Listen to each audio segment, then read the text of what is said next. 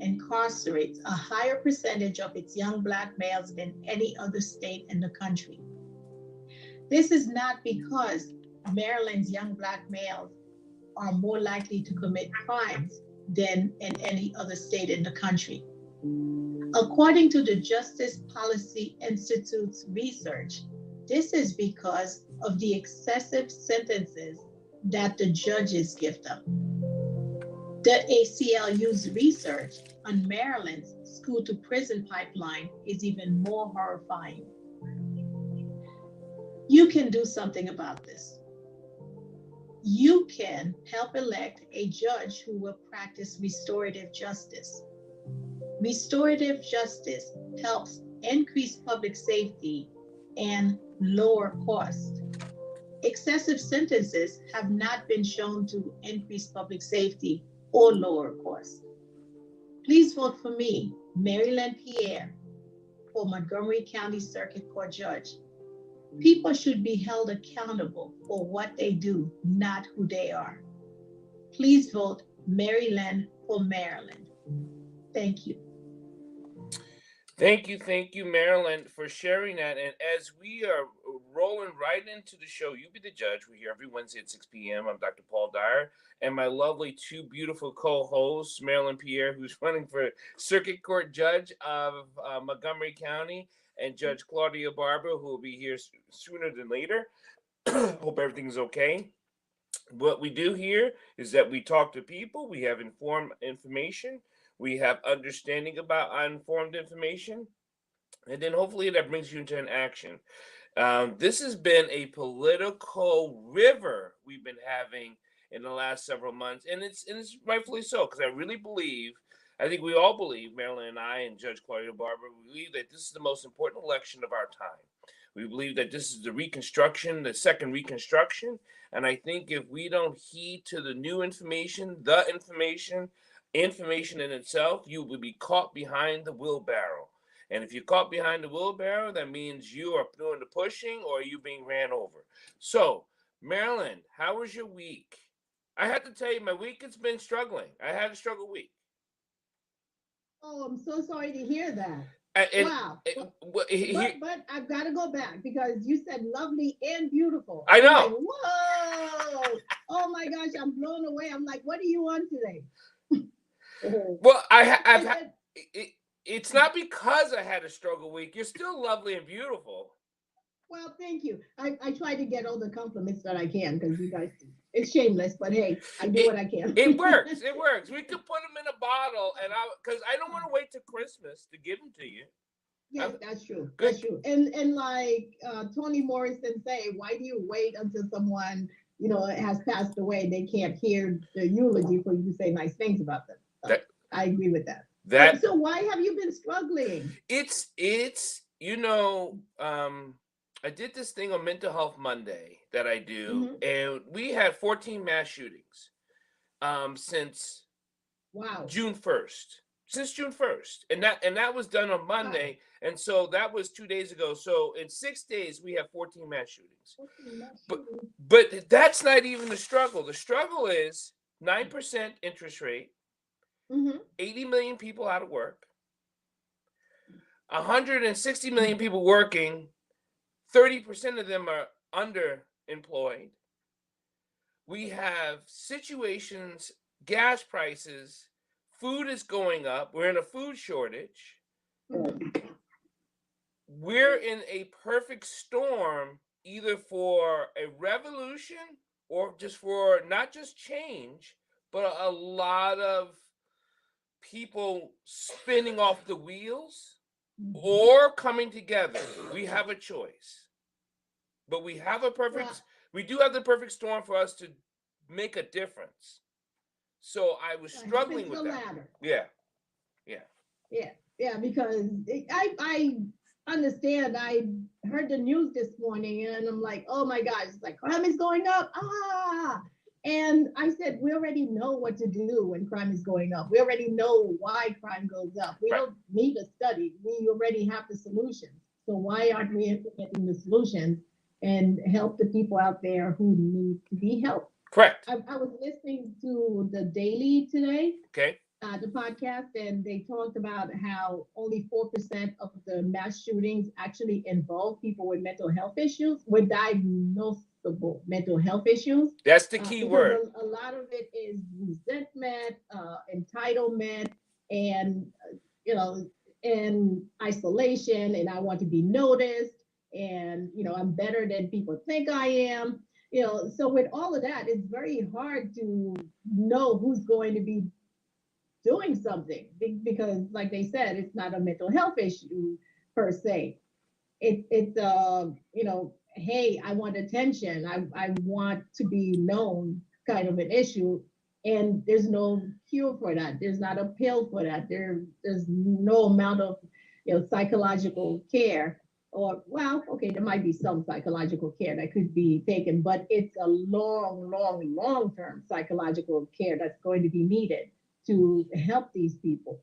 And if they decide that they're going to go get a weapon on top of that, because at that point, most of them don't have any diagnosable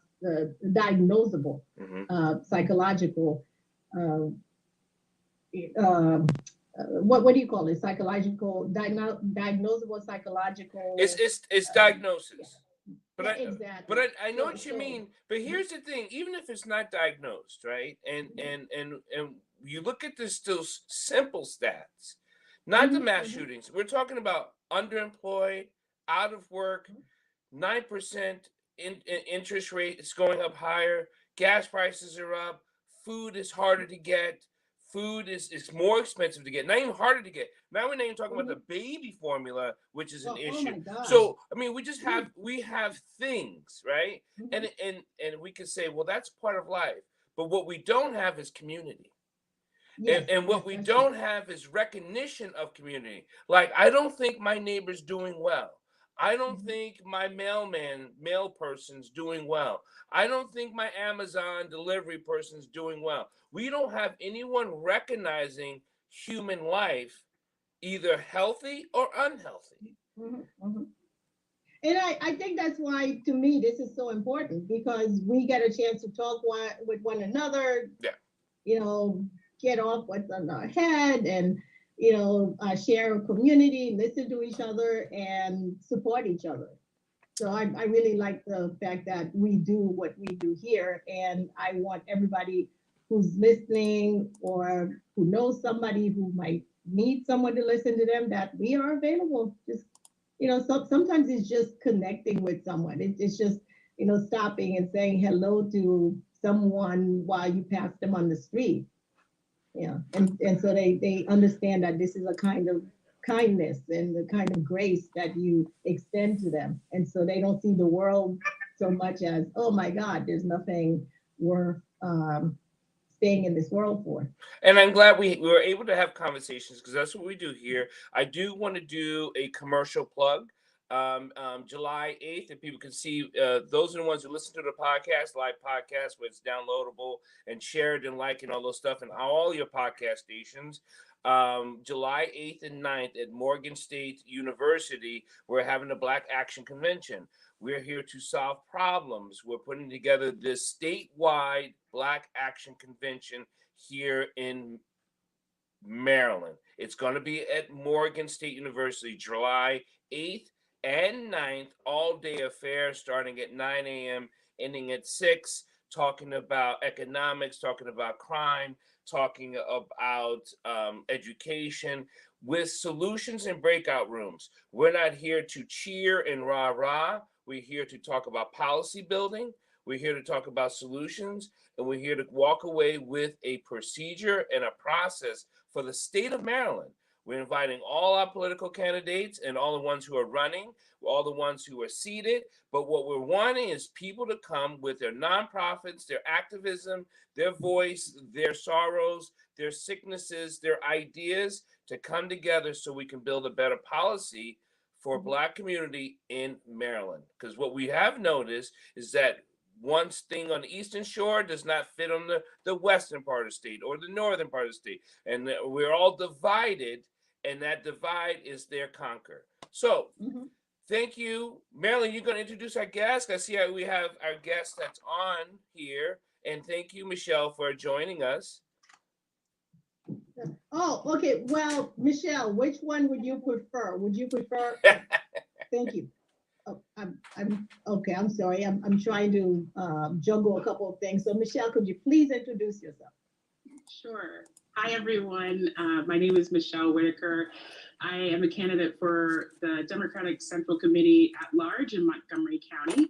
I'm running basically for three reasons. One, I want to make sure that we have more folks who are civically engaged in both our politics and policy. Secondly, I want to see how we can motivate more folks to be part of the Democratic Party and get involved, especially young people and people of color. And thirdly, I think that there's some policy pieces that our community can definitely get involved with, that we need to mobilize Democrats more around so that we're able to pass policies that really create positive change for our communities at the local level here in Montgomery County, as well as across the state. For those who aren't familiar with the Democratic Central Committee, it really is the start of local politics in each county. It's where the county can really, the Central Committee really can set some agendas and really mobilize local registered Democrats to take action, to get involved, to help elect Democrats to office, both at the local level and at the state level. And so it's really, really an important part. As many, I think, of you have with the issues that you're talking about, it all starts really locally. And it's about how we build a party that is reflective of our communities, reflective of the needs of our community, and where we have leaders who are responsive to the issues. And there's opportunities, especially this year, with we could see some new faces on the Central Committee. And that can really drive the direction to really help make sure that we're doing more to increase voter registration, to increase voter participation, which we always know, especially in a primary year, that participation in elections, while it's great to see folks come out and the people that you see at the polls, we're still hovering around 30% or so. And so there's work to be done to really make sure our primary elections, along with our general elections, really are reflective of the communities and the direction that we want to go. So there's a lot of things that we can do, both on the election side and on the policy side. And that's, again, one of the main reasons why I'm running is I know that what we want to do, what people want to see happen in their communities isn't just about what happens in elections. Elections are very important. And so it matters who we elect. And as you said, Dr. Paul, like, we need to be focused and recognize the importance of this election.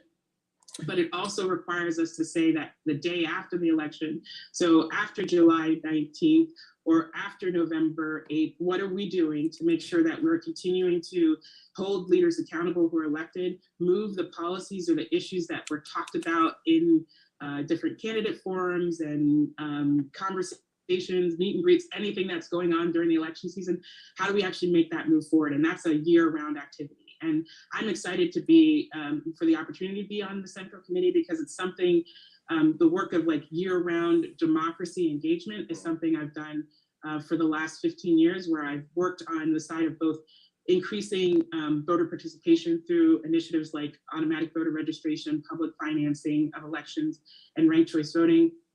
But then on the other side, I'm also actively engaged and, put the action into place by being someone who's vocal at the local level and have testified on issues that I care about, from election reform to education to public safety. And that's really what we need to do. We need to be engaging all of our electorate, all of registered voters and residents in general on that side, so that we have a year-round 365 democracy. So that's my quick intro, and I'm excited to talk more. So. Well, and so since I have your bio, I think it's really interesting, and I think that it's a quick bio, and we could just go ahead and read it before we get started with questioning, just so people can get to know you better. I'm sorry I wasn't prepared earlier to do it. Shame on you, Judge. So here's Michelle's bio. Michelle Whitaker has devoted the last 15 years to working with nonprofits and progressive organizations on communications, advocacy, outreach, and grassroots mobilization. She is the principal at MCW Creative, a grassroots-focused strategic consulting and communications firm.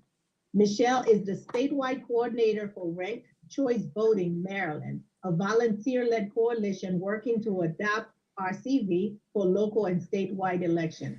She is running for Democratic Central Committee at large to increase participation and turnout in elections, build more civic engagement year-round, and expand the reach of the Democratic Party at the local level.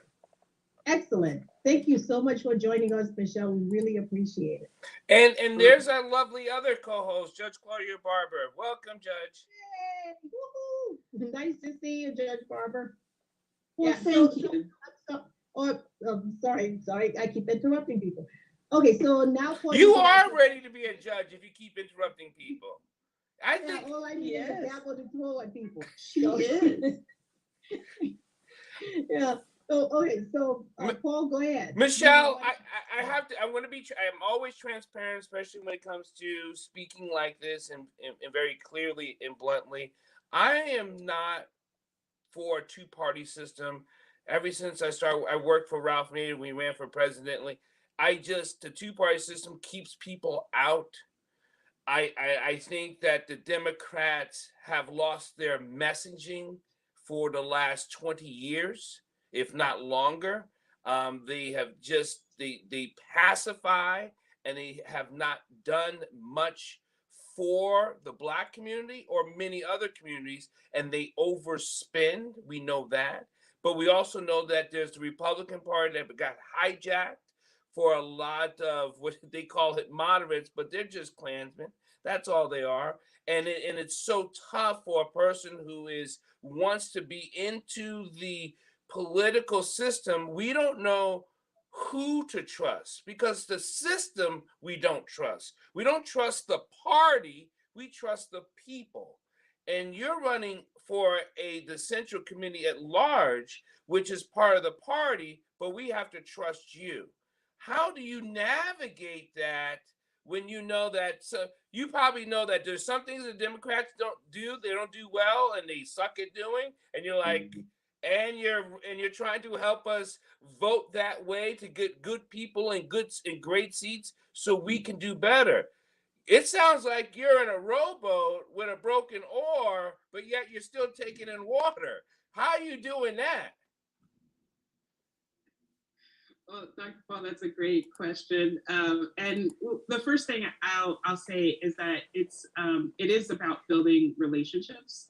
So right now we do live in a reality where the two major party systems we have a two major party system, but there is flexibility and room for growth, both within the Democratic Party and also room for other parties to be able to influence what kind of policy is developed. We already see that. We have members of the Green Party who have helped move the Democratic Party on issues related to climate justice. You know, we have other groups that have been involved in moving more progressive voices into our party, into the Democratic Party. And so, you know, there's an opportunity there. And you know, it's a question of like, should you stick with like this system here or move to something else? And I'll go to another analogy. I'm a member of the United Methodist Church, and the United Methodist Church, I worked at the national level for the church, doing public policy work, helping their communications to advance women's rights and criminal justice reform and environmental justice and a whole host of issues. At the same time, the church was struggling with how to be inclusive with our LGBTQ community. And it was a struggle that was happening on a 4-year cycle within the church because of the structure of when we develop policy that advances different platforms that we have that go for the next 4 years. Very similar to elections, the political space, but in the church. And there was always this tension around where there were some folks who were not willing to accept the LGBT community and give them full acceptance and the ability to fully live into who they are. And there were folks who were like, you know what, we're going to leave the church and go to another church, go to a completely different denomination, which is sometimes the right thing to do if that is where like you're struggling with being able to be fully yourself in that environment. Mm-hmm. But there's also something about not giving up on the structure and leaving it behind if there are people that we know that we have the opportunity to move forward and to build out what we really want to see. And that, you know, that is something, there's a reason why I'm still a United Methodist, because I have been part of a cohort of folks who are actively engaged in making sure that we're being more inclusive and that we're not, we're challenging those policies or things that come up that harm other people. And that is the same thing that we need to do within the Democratic Party. There's no party that's going to be perfect. Let's just be honest with that. But if there's a party that is trying to embody the values that I share, that I see that will actually create positive change in my community, then I want to find a way to be part of it. And it's easy, you know, this is the first time I've run for office and run to be more engaged in the party in this way. But it's something where I know, like, I can make commentary on like how the structure of the party is working, whether it's at the local level, the state level, and the national level. But there is something to be said to like get in there and be like, you know what's missing? And that might be the voices of people like me who can help to say, like, this is really the direction that we need to go in. Because again, thinking back to those relationships and the issues that are impacting us, if we are not being mindful of what is actually happening in our communities, how we should be developing policies, who we're electing to office, and if they are actually doing the work that we are sending them to Annapolis or to Rockville or to Washington, D.C. to do, then we are failing as a party. And so that is why we have an opportunity to elect folks like me who are actively seeking to make sure that we are creating the party that people want to see. And there's good things that are happening within the party, and there's things that we can improve. And I think I have an opportunity to do that. And I know that there's other folks who are running who are interested in doing that as well. Let me share just my piece on Democratic Central Committee, because is that not the spot you're running for? Mm-hmm. Right. Okay, good. Democratic Central Committees play an intricate role. When House Speaker Mike Bush died, suddenly it's the Democratic Central Committee that voted his replacement. Now, that replacement wasn't the House Speaker, but, you know, that delegate seat had to still be filled.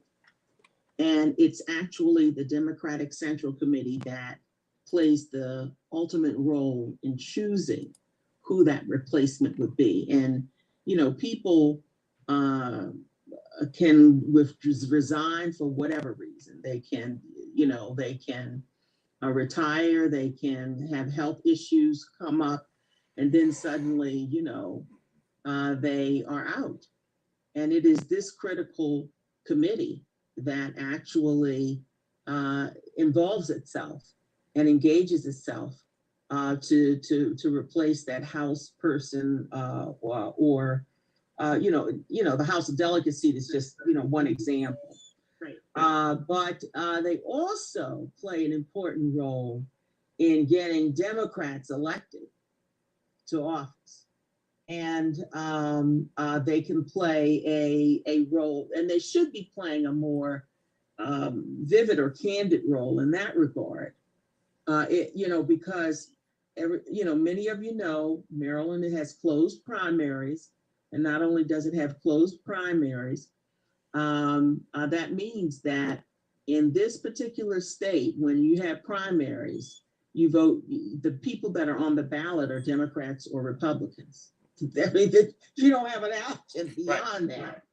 You know, the only exception would be the Board of Education, where those folks can come in if you are an independent or you're not a party affiliated Democrat or Republican wise. You can vote for Board of Education people.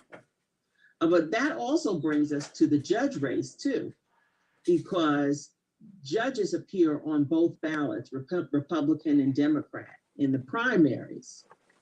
And, you know, for that reason, you know, they advance to the general election when it comes to, you know, party-wise in terms of Democrats and Republicans, you know, whoever gets the most votes in that Democratic side or Republican side, et cetera, they advance. So the Central Committee, I still see it as an important component here that we can't kind of push under the rug. And you know, they have vital roles, but we have to rise to the occasion to make sure that they're doing their jobs. Do you find, Michelle, that the Central Committee does not do enough of calling out bad politicking or people that are in the party?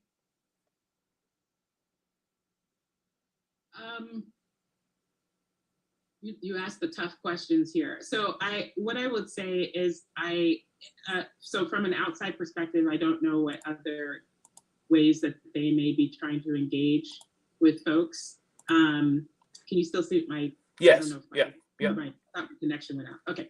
But I think that there are some times where we see policy that's being developed that doesn't seem like it's aligned with people where the party or people. Yeah, and I've got a great example of that. And I know, Michelle, you weren't on the Central Committee back then, but I laid my so-called loss of the last election at the door of the Montgomery County Democratic Central Committee. And so do I. For that, no, and the reason for that is just like Judge Barber said, they have certain duties.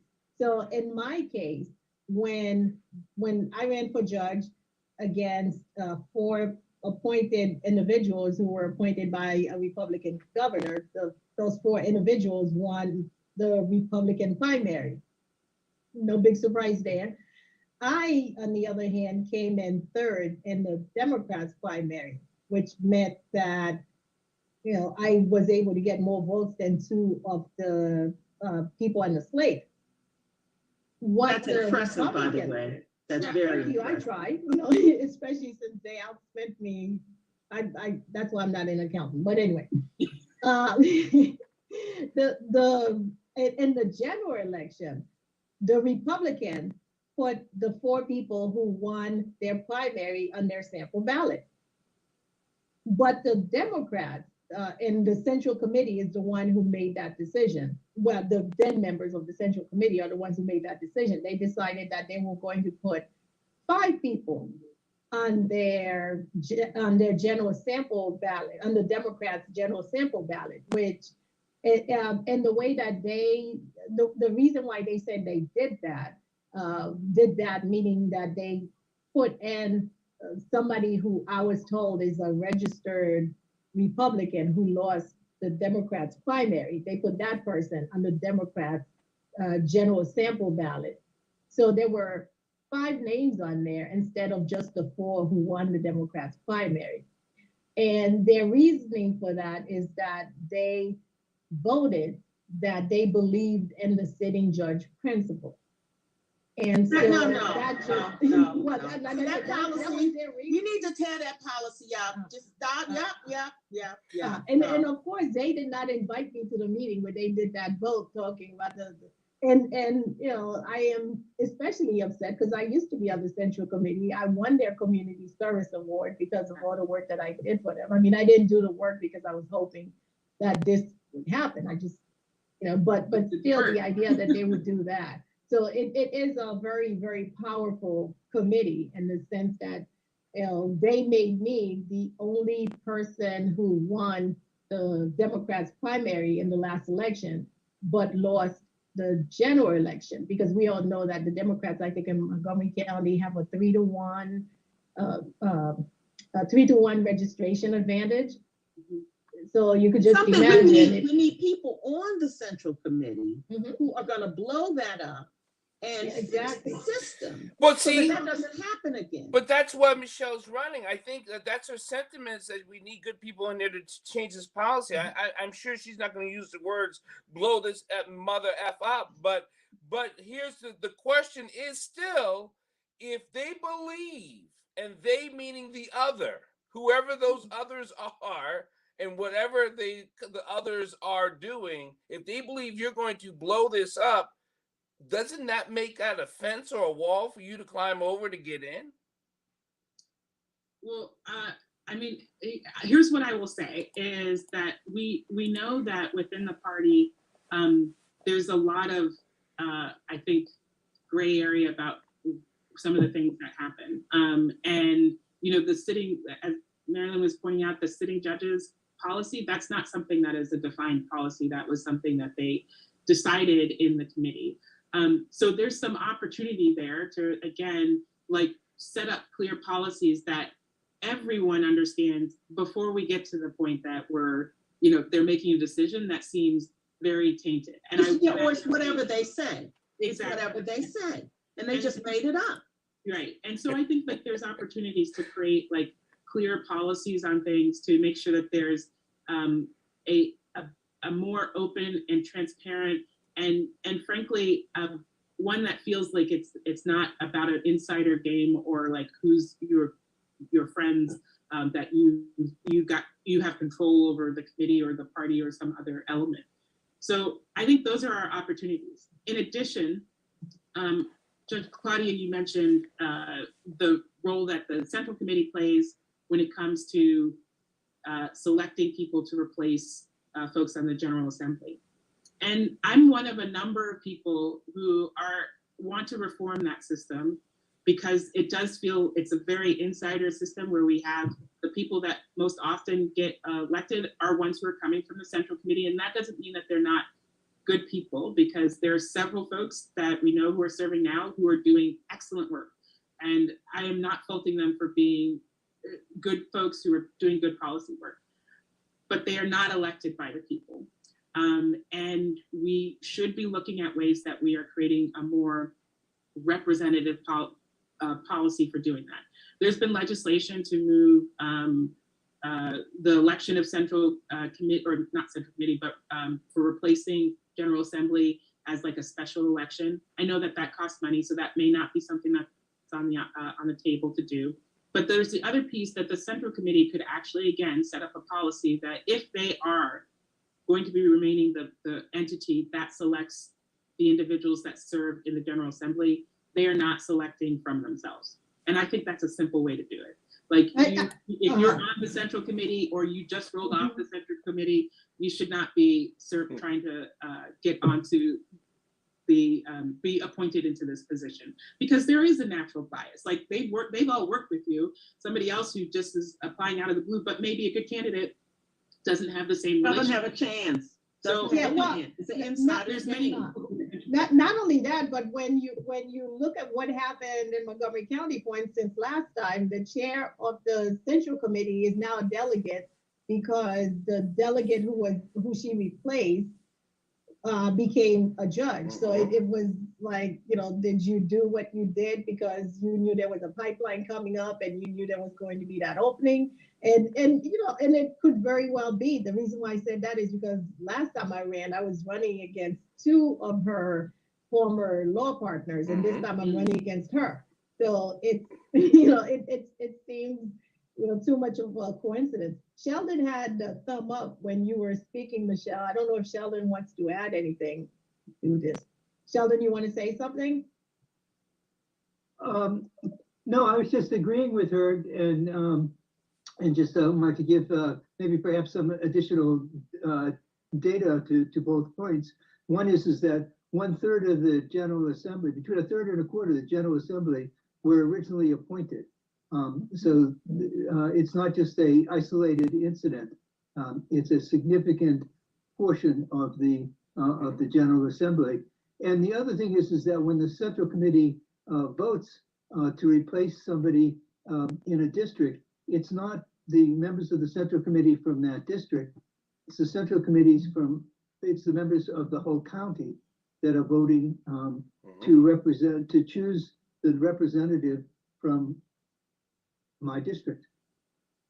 Right. That's exactly the way it was for the replacement for the late House Speaker, Mike Bush. Yeah. And it's not only for delegates, it's also for state senators. So it is a very, very interesting position. And I don't even know why people do that when they don't get paid. Because, oh, Judge Barber, thank you very much for joining us. We really appreciate having you here. Thank you. Yeah, why are you doing it? Because it's an unpaid position. And sometimes people use that unpaid position to then become a delegate or state senator. And you're saying you're not going to do that. So what do you get out of it? I mean, if you have a trust fund, please share it with us. We'd appreciate it. No trust fund here, and I will say that I've always been looking at like what are the opportunities to get involved locally, and that's regardless of what it is. I volunteer on my PTA. I'm not in an official role on the PTA, but I volunteer and participate. Why? Because it matters what happens in my school, my daughter's school. I want to support the school. If there's opportunities that I can show appreciation to students and teachers, I want to be part of that process. I don't get paid to do that. It's me doing that for the benefit of my community. I think that's the same reason why I am running for Central Committee. I see an opportunity to be on there. There were folks that came to me and were like, this would be a great opportunity for you. And I was like, yeah, I think so as well. And I was happy that people have encouraged me to run for this. And I think it gives me a good window into like what's going on in our party, in the Democratic Party, and to be able to maybe do some additional work to help move us along on issues or on structural pieces that we need to change. There's a whole host of issues, and not just related to like how we function, but also how we are represented. And one of the things that I'm passionate about, along with ranked choice voting, is women's representation. I serve on the board of Represent Women, which is a national organization focused on gender parity. And when the Represent Women came out with a gender parity index where they look at who's elected to office and kind of rate all of the states based on that. Maryland gets a D. We get a D because we don't have any elected statewide women serving in elected statewide office. When it comes to the most populous cities in Maryland, I forget the number, but it's I think less than half of the most populous cities have a woman at the helm. You can look at some of the races, whether you're talking about the gubernatorial race or the county executive race in Montgomery County, where we have all men running for the top ticket. So And you're running yourself into the same question I have for you. Maryland, Montgomery County, the good old boy network, which it seems like it goes back to the 1975 Congress, or the 1775 Congress, which is all white men. That seems to be, every time we had a candidate come on here, I have asked the same similar question. There's a good old boy white male network here in Montgomery County that seems to be no one's pointed a finger at, but everyone comes in counter with. But no one's doing anything on the inside, and we can't do anything on the outside because they keep promoting themselves, like Marylin say. So that's why That's another reason why I'm running, because I will just say, like, issues around election reform, whether we're talking about ranked choice voting, which I'd love to share more about, or women's representation in general, those are things that require both an inside and an outside strategy. And I've been someone who's been on the outside and talking to elected officials or party. I've gone to meetings and done presentations to the Central Committee on how different reforms work. You know, and it's tough because I'm trying to convince a table that I am not at, right? So one of the questions is, well, can I just get at that table and start to be one of the voices who's there? And you know what? This is my opportunity to do that. And there's other people who are interested in that as well. And that's the biggest thing. Like if we want to see the change, some part of it is how do we get involved? And it's not all of us have to be running for that position, but there need to be people who are in that structure, on the committee, at that table, as well as people who are outside helping to facilitate and support the work to help move it forward. That's the way that we're going to do it. And we don't change anything if we sit on the let sidelines. the same folks get elected, let the same structures and policies stay where they are, because we've seen how that's worked. It isn't working. We've seen how it's impacted our communities, where we have, you know, communities that have been neglected for decades, and we keep talking about how we're going to invest in them, but we get little investment from that. We keep talking about how we want to keep our communities safe, yet we still do the same policies. We fund the same, you know, fund our police department or the criminal justice department the same way, without making other structural changes to make it something where we're actually doing something different.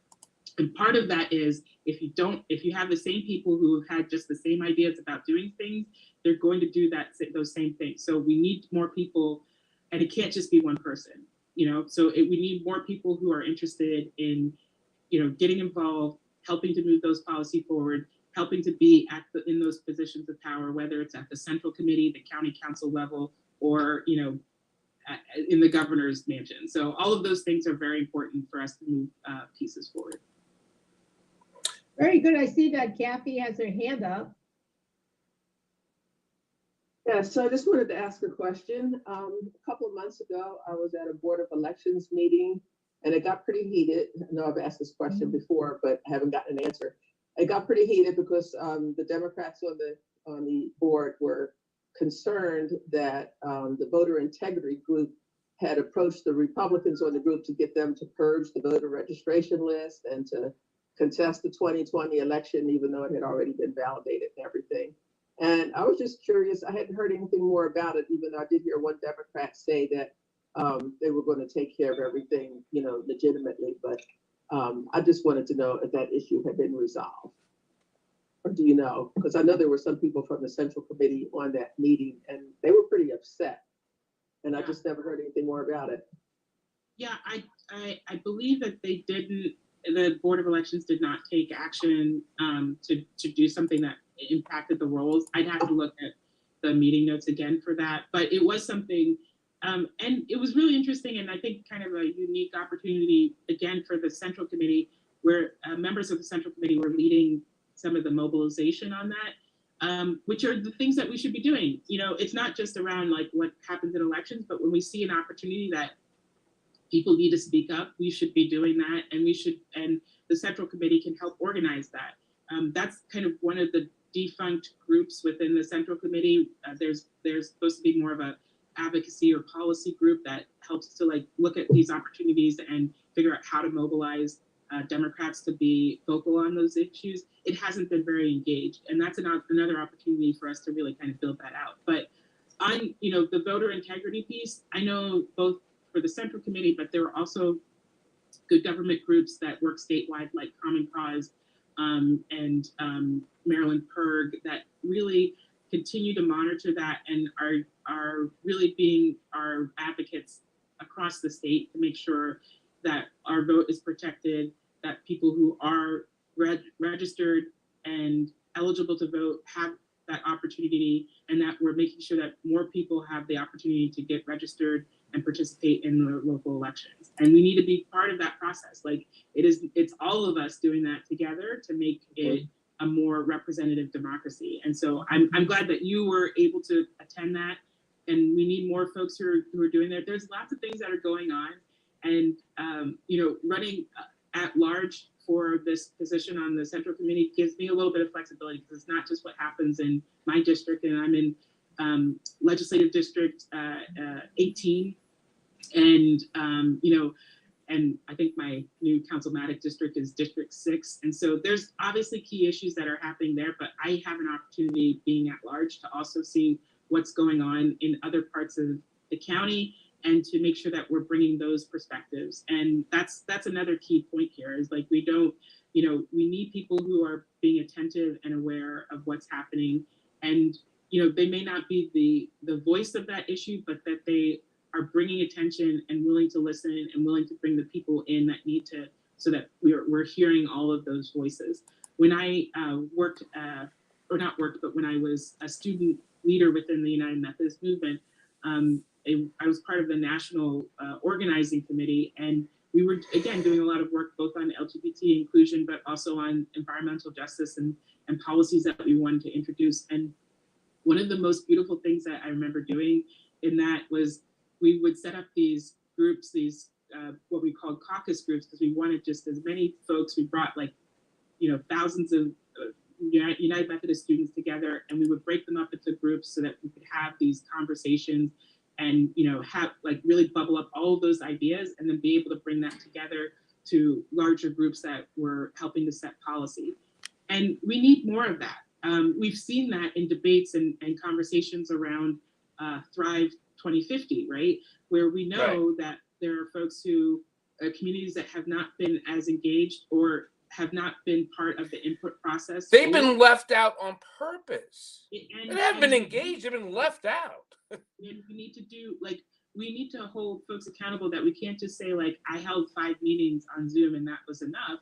I mean, that probably was enough for you because it was exhausting to be on Zoom that often, but that wasn't enough for communities that aren't on Zoom, that aren't as connected digitally, communities that, they work 1, 2, 3 jobs and are not going to be able to attend the forum that is not metro accessible and, is happening at a weird hour where they have to figure out childcare and other issues. So we are not being intentional about how we are engaging. We, if we want to have policy that is only set by a few people, then that's what you get. And I know that there are people that don't want that. And so if we're trying to change the dynamic, then we need to be more intentional. And I'm hoping that we can bring better practices, because it's something that, if the Central Committee can do more of that and maybe facilitate some of those things as in our role, if we can help push others to be doing more of those activities, that's again how we change. And we know that we are listening to the community and engage with the community and building those relationships that you talked about, Dr. Paul. I'm sorry. Hold on. I actually think that when they're not engaging people, it's done purposefully, because we are way past seeing if the person's running. We go visit them at a central community office. We have so many things to engage people. So if people are not being engaged, I think it's done on purpose. Go ahead, Kathy. No, I just wanted to ask another question. Would you mind explaining for those of us who don't know, I gathered some of the answers by comments that were being made here tonight, but I was curious as to where the Democratic Central Committee fits in the democratic machine, and what are your specific roles and duties? Yeah, so it's the most local level of the Central Committee, of the Democratic Party. It's where we do a lot of organizing around elections, a lot of organizing and turnout pieces. So there's a lot of information that is shared. And if you're on the Democratic Central Committee's listserv, you get lots of information about candidates who are running and, what events that they're hosting and candidate forums that are happening and things like that. There's also what are called Precinct Captains, and they Precinct Captains, again, that very local level, are again there to help make sure that we're looking at opportunities for turnout in elections or engagement on specific issues when we need to do that. Those are again volunteer positions that are extensions of the Central Committee. So there's the members of the Central Committee, and then you can have additional precinct captains that are also working to help facilitate the work of the party. In addition to the things that we've mentioned around one responsibility being how you appoint vacancies that happen at the General Assembly level, the other work that the party does is around fundraising and kind of being able to get the word out. So that is a function within the Central Committee. And most importantly, I think there's an opportunity, as I said before, about the engagement that we need to do with Democrats, both during election cycles and outside of election cycles, on the policies and issues, and being able to set some of the policy that we want to see within the Democratic Party so that can bubble up to the statewide and maybe even move to a national part of the national DNC platform. So those are all kind of different components of it that work together to represent the Democratic Party. And I see that the Marylin put the link in there.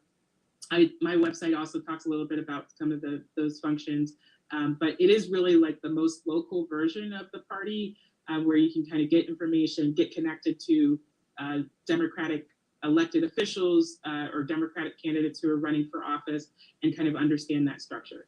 Most often, the party is mobilized around elections, but I think there's opportunities to do other things too.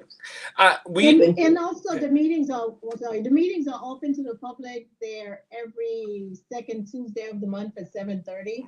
Right now they're on Zoom, so you could just go to the website and just click on the register link to attend the meeting.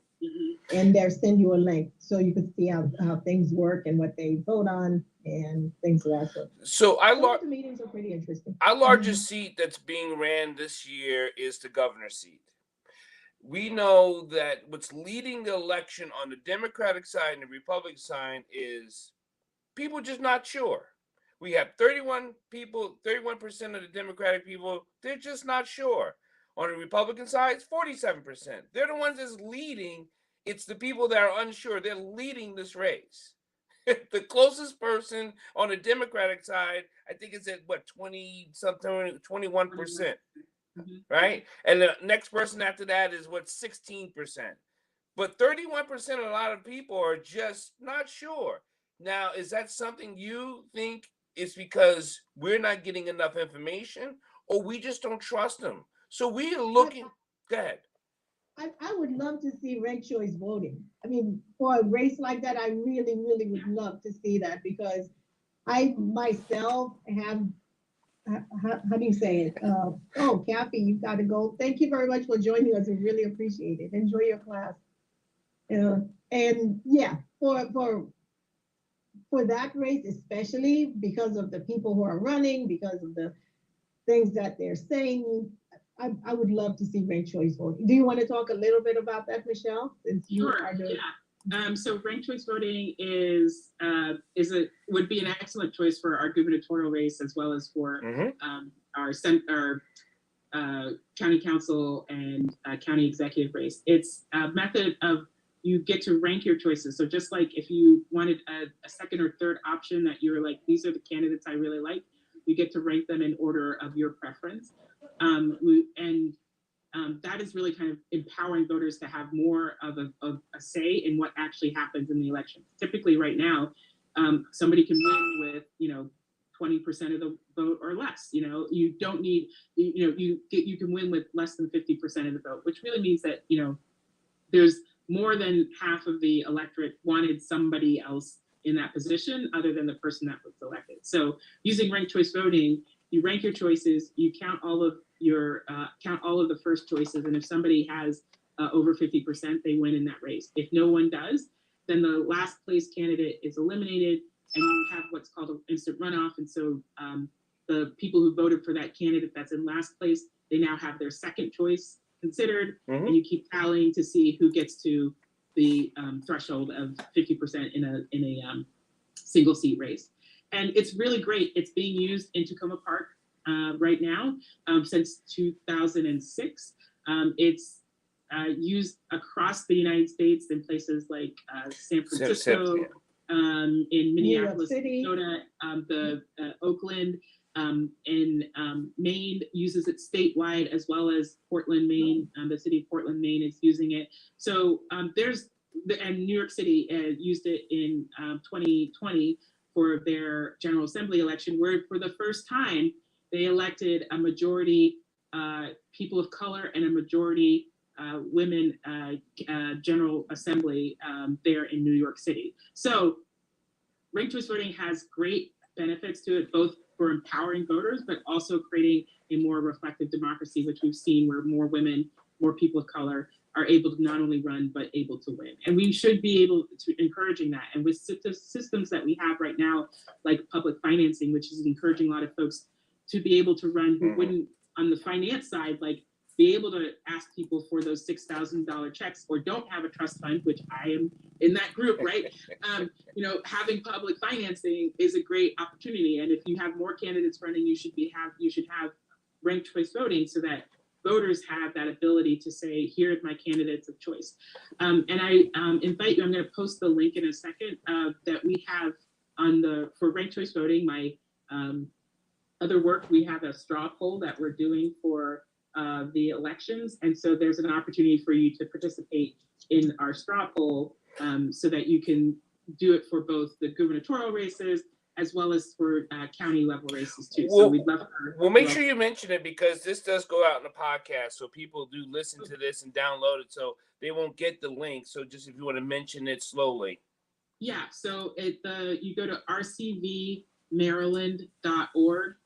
And if you go there, and then we'll have, there should be a button that says for the straw poll. If it's not there, I will update the website very shortly after this, but rcvmaryland.org, and you can find the straw poll. And if you want to, Marylin, send out that link as well, or put it in the podcast description, that would be great. But yeah, ranked choice voting is one of the fastest growing election reforms in the country here, along with things like public financing and how we move redistricting reform. So it's something that should definitely be in our toolbox for increasing, in expanding our democracy and making sure more people are able to participate and have their voices heard.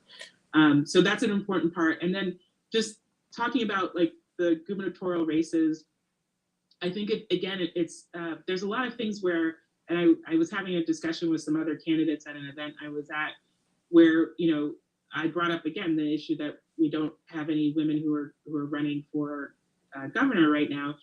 And it's something where we need to do more work at the local level to be really building that bench of people there. And there are folks that could run. But what we know for women especially is the study is that women have to be asked at least 7 times in order to. I was only asked twice, and I decided to run. So I will say that I didn't have to be asked 7 times. I have personally told. I mean, we have one woman that's running for governor. She's on the Republican side, but as far as the Democratic side, there are lieutenant governors that are on the ticket that I think should be on the governor, and the governor person should be kicked the hell off. And I've told them that I'd say, I just think they should be running for governor, and the person running for governor should be done. And I can think of 4 off the top of my head. Well, I won't comment on that necessarily, but what I will say is that we do have really amazing women who are running for statewide office, whether we look at the comptroller's race or other General Assembly races. And all of the lieutenant governor candidates, there's many of them that are very, very skilled and have done a lot of great work in the community. And again, this is our opportunity, whether we're looking at them or some other folks that we're just not aware of, we need to continue to be building them up for opportunities like this, to figuring out how we are moving forward agendas where we increase women's representation, because I think it's a key piece. Like when we talk about issues around education or childcare, oftentimes the perspective of women are not in that. I was on some Zoom calls, I guess it was last year, with the Commission of Women, the Commission for Women in Montgomery County, and we were it was specifically focused on what issues are impacting women during the pandemic. We had maybe a handful of the council members attended, and the Montgomery County Council is a majority, a super majority men. There's only one woman serving on the council right now. And it was really sad to not have more council members who were participating in this conversation, which was the only conversation really happening about, like, from a woman's perspective. And 2, that these issues that we were bringing up around early in this, about childcare issues, about transportation issues, about work stress that was happening there. Like, it took months for those pieces to move into more action from the council and the county executive. And I wonder, again, if you don't have those voices at the table, why does it take that long to do those sort of things? We can see kind of an example of that even when we talk about LGBTQ folks. Like Councilmember Glass is an excellent council member. He's the first openly council member on the openly gay council member on the Montgomery County Council. And he's been able to move things with doing more Pride activities for the month of June, which is Pride Month, to really bring awareness about issues happening in the LGBT community. And it's not because there aren't LGBTQ folks who have either worked in county government or are active on issues, but sometimes we don't have somebody who's present on the policy to advance those. And we need more folks like that, whether you're talking about LGBTQ, you're talking about women, you're talking about people of color, Black communities having a voice and being represented. We need more Black and brown folks who are on these different committees and different places of power to be able to be voices there. And while the central committee is more inside, baseball, if you will, talking about what the party does and the party structure, again, from what I was talking about earlier, it's important if we care about what this party does, and if we want to make sure the party is going in the right direction, then it requires all of us to figure out how we can be in that room together. And some of us need to be elected and put at the table, and then others are hopefully supporting us and cheering us on to make sure that we're getting the work done. And so I'm hoping that we can have more folks like that. That's why I'm running. I know some of the other folks who are running, who are great candidates.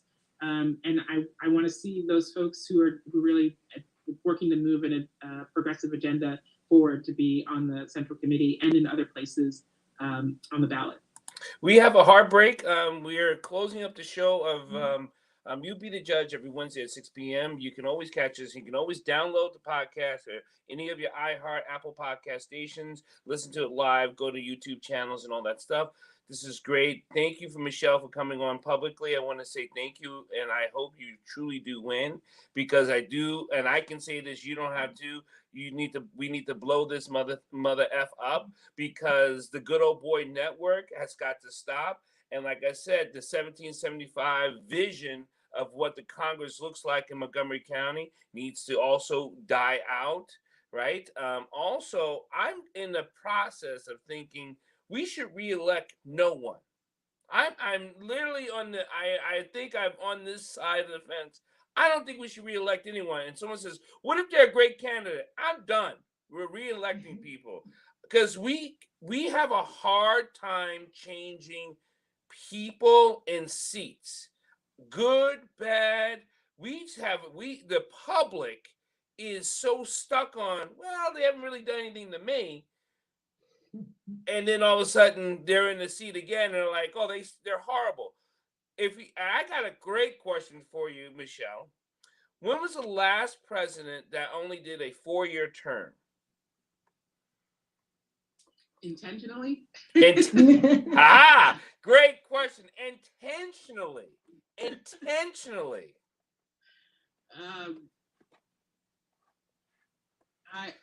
That's the scary part. Yeah.